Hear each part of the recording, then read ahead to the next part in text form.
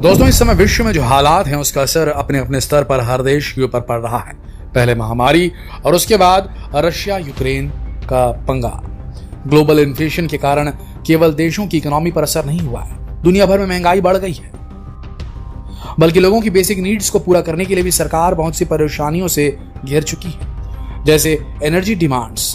दोस्तों, ईंधन के प्राइसेस इतने बढ़ गए हैं कि कुछ देश तो इसे अफोर्ड भी नहीं कर सकते हैं, और आज के समय में ज्यादातर देश अपनी एनर्जी नीड्स को पूरा करने के लिए जीवाश्म ईंधन यानी कि फॉसिल फ्यूल पर ही निर्भर करते हैं। सन 2022 के शुरुआती महीने में एनर्जी प्राइसेस 26% इंक्रीज कर गए, यानी कि 26% रेट्स में बढ़ोतरी हो गई।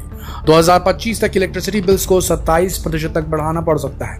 आज के समय में अगर इस एनर्जी क्राइसिस से बाहर निकलने में कोई सहायता कर सकता है तो वो है natural resources, sustainable energy solutions.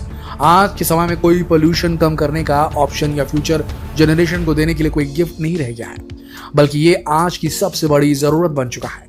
अगर अभी सस्टेनेबल एनर्जी सॉल्यूशंस को इंप्लीमेंट नहीं किया गया तो हर देश को महंगाई की बहुत बड़ी मार झेलनी पड़ेगी, साथ ही पूरा देश रुक सा जाएगा, क्योंकि आज सब कुछ एनर्जी पर ही डिपेंडेंट है। आज किसी भी देश को सरवाइव करने के लिए बिजली का एक बहुत अहम किरदार है, लेकिन ऐसे अचानक से इस एनर्जी रिक्वायरमेंट को पूरा कैसे किया जाए? इतनी जल्दी कोई मॉडल कैसे तैयार करे एनर्जी प्रोडक्शन के लिए, एनर्जी स्टोरेज और एनर्जी डिस्ट्रीब्यूशन के लिए? ये पूरी दुनिया के सामने एक बहुत बड़ा सवाल बनकर खड़ा हो गया है, और इसका जवाब है भारत और आइसलैंड की टेक्नोलॉजी। एनर्जी क्राइसिस से निपटने के लिए पूरी दुनिया को भारत और आइसलैंड के बनाए रास्ते पर चलना होगा, क्योंकि आज ये दोनों देश एग्जाम्पल हैं सस्टेनेबल एनर्जी प्रोडक्शन, स्टोरेज और डिस्ट्रीब्यूशन की। चलिए आपको बताते हैं कैसे। दोस्तों, रिन्यूएबल एनर्जी वो एनर्जी है जो कभी खत्म नहीं होती, जैसे कि सूर्य की गर्मी, हवा, पानी।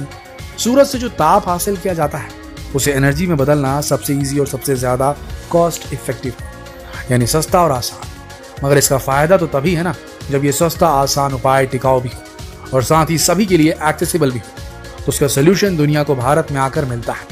भारत जो कि एक बहुत बड़ी आबादी वाला देश है, मगर फिर भी भारत ने एनर्जी स्टोरेज और डिस्ट्रीब्यूशन के मामले में इतनी तरक्की कर ली है कि अगले 15-20 सालों में भारत की एनर्जी की निर्भरता फॉसिल फ्यूल से हटकर रिन्यूएबल सोर्सेस पर शिफ्ट हो जाएगी। भारत इस बात का परफेक्ट एग्जाम्पल है कि कैसे ग्रीन एनर्जी के अलग अलग रिसोर्सेस को सही अनुपात में इस्तेमाल करना है। भारत में साल के ज्यादातर समय सूरज की गर्मी बनी रहती है, लेकिन मानसून भी लंबे समय तक टिकता है। ऐसा समय भी आता है जब कड़ाके की सर्दी पड़ती है और सूरज की एक किरण भी दिखाई नहीं देती, लेकिन उस समय विंड एनर्जी और हाइड्रो पावर एनर्जी प्लांट्स चालू रहते हैं। साथ ही साल के ऐसे महीने में भी भारत के कुछ इलाके ऐसे हैं जहां सूरज का ताप बना रहता है। ऐसे समय में भारत का एनर्जी डिस्ट्रीब्यूशन मॉडल उन इलाकों तक एनर्जी पहुंचाने में सक्षम है जहां सूरज की रोशनी बिल्कुल भी नहीं है। यहाँ एनर्जी सप्लाई के तरीके दुनिया में सबसे बेस्ट साबित हुए हैं। ग्रेट पोटेंशियल वाले इलेक्ट्रिकल ग्रिड्स के जरिए आसानी से सौर ऊर्जा वाले हिस्सों से ऐसे हिस्सों में ऊर्जा की सप्लाई हो जाती है जहां सौर ऊर्जा प्रोड्यूस नहीं हो पा रही। दोस्तों, इलेक्ट्रिकल ग्रिड प्रोड्यूसर से कंज्यूमर तक इलेक्ट्रिसिटी डिलीवरी के लिए एक इंटरकनेक्टेड नेटवर्क होता है। भारत की इलेक्ट्रिकल ग्रिड में 4 स्टेप्स सबसे मेन है। पावर स्टेशन, जो एनर्जी प्रोडक्शन वाली जगह के नजदीक और हेवीली पॉपुलेटेड एरिया से दूर स्थापित होते हैं। दूसरा है इलेक्ट्रिकल सबस्टेशंस, जो जरूरत के अनुसार वोल्टेज को अप या डाउन करते हैं। तीसरा है इलेक्ट्रिक पावर ट्रांसमिशन, जिसके जरिए लॉन्ग डिस्टेंस तक पावर को कैरी किया जाता है। और चौथा है इंडिविजुअल कंज्यूमर्स तक इलेक्ट्रिक पावर का डिस्ट्रीब्यूशन करना। भारत का जो डिस्ट्रीब्यूशन नेटवर्क है वो दुनिया के लिए एक सक्सेसफुल एग्जाम्पल है, और भारत का ग्रिड एनर्जी स्टोरेज भी दुनिया के लिए एक सक्सेसफुल एग्जाम्पल है। दोस्तों, एक लार्ज स्केल की इलेक्ट्रिकल पावर ग्रिड के अंतर्गत एनर्जी स्टोरेज के मेथड का जो कलेक्शन है उसे ग्रिड एनर्जी स्टोरेज बोलते हैं। भारत की जनसंख्या 750 करोड़ से भी ज्यादा है, और ऐसा अनुमान है कि 2050 तक भारत की जनसंख्या 900 करोड़ तक पहुंच जाएगी।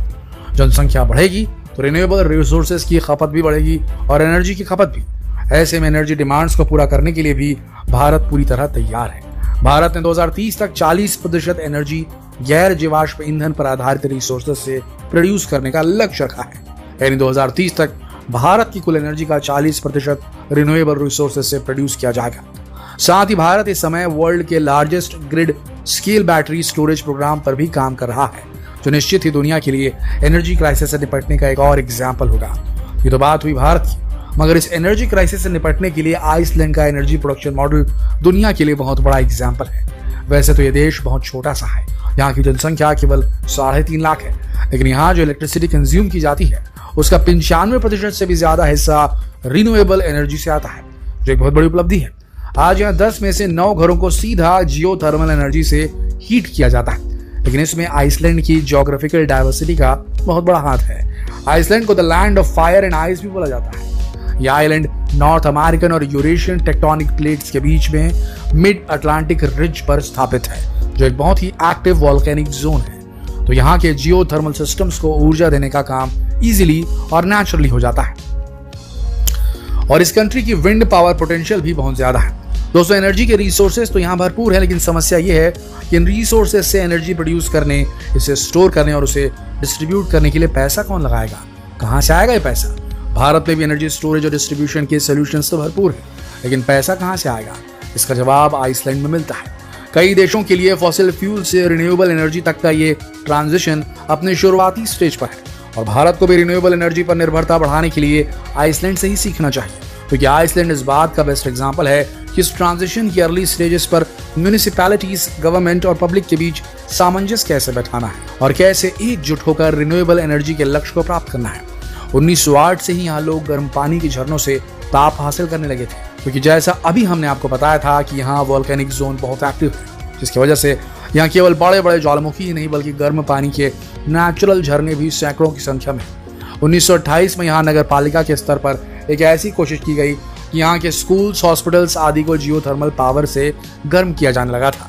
यहाँ की प्राइवेट और इंडिविजुअल इंडस्ट्रीज ही इतनी आत्मनिर्भर होने लगी थी कि 1950 में यहाँ 530 ऐसे स्मॉल हाइड्रो पावर प्लांट स्थापित हो चुके थे जो इंडिपेंडेंट पावर सिस्टम क्रिएट कर रहे थे। मगर समस्या ये हो गई कि सब कुछ बिखरा बिखरा सा था। इससे निपटने के लिए सन 1960 के दशक में खुद गवर्नमेंट ने ऐसी कोशिशों को आर्थिक सहायता देने का फैसला किया। सरकार ने एक एनर्जी फंड प्रोवाइड करना शुरू किया, जिसके जरिए नगर पालिकाओं को जमीन के अंदर जियोथर्मल तलाशने के फंड दिए जाते थे।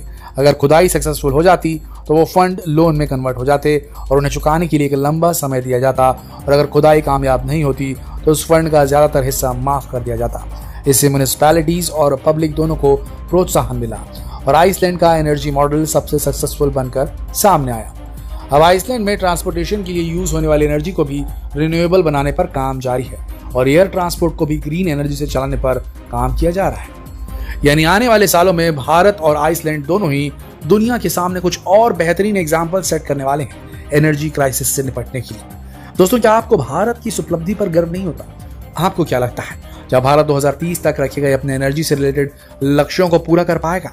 अपने विचार कमेंट करके हमें जरूर बताएं और इस वीडियो को ज्यादा से ज्यादा शेयर करें ताकि हर भारतीय को जानकारी हो सके कि कैसे भारतीय दुनिया को बेहतर बनाने के लिए एग्जाम्पल सेट कर रहे हैं और आगे बढ़ रहे हैं। जितना हो सके वीडियो को शेयर कीजिए। कल फिर मिलते हैं एक और दिलचस्प वीडियो में, तब तक आप सबका इस वीडियो के अंत तक बने रहने के लिए दिल से धन्यवाद।